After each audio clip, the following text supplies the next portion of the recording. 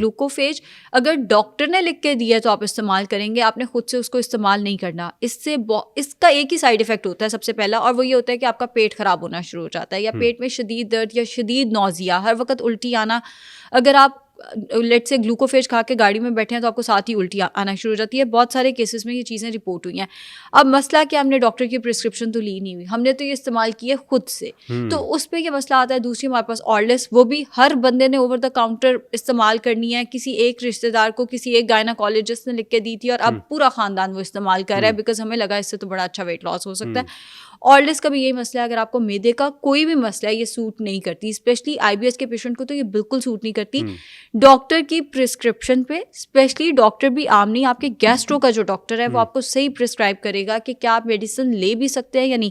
जितने weight loss supplements हैं जाना उन्होंने आपके मैदे से ही होके है, और उनमें से 99% जो हैं वो मैदे के पेशेंट को सूट नहीं करते. बहुत ही शायद कोई नायाब सप्लीमेंट होगा जो मैदे के पेशेंट को सूट करता होगा. मैं अपनी प्रैक्टिस में कोई भी सप्लीमेंट मैदे के पेशेंट को नहीं देती.